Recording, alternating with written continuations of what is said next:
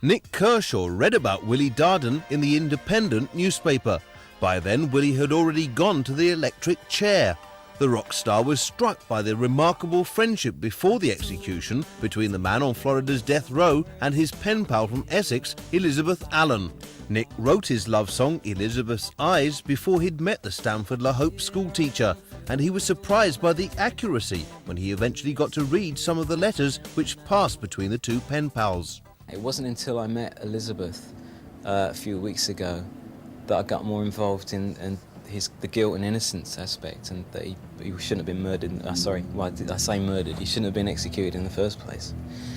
And having met her, I am personally convinced that he wasn't guilty of the crime he was killed for.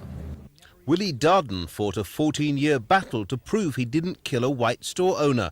Human rights campaigners failed to convince either the American Supreme Court or Florida's state governor, despite turning up two new witnesses who said Darden was innocent. I am flatly saying that they have the wrong man on death row and the real killer is going free.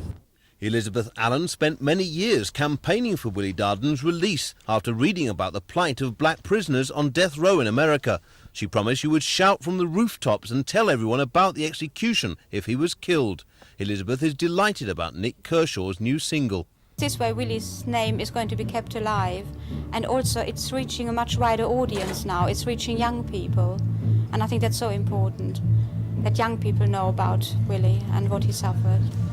Nick Kershaw hasn't had a hit for a couple of years. The release in Europe of the new single will coincide with the launch of his tour with Elton John later this month.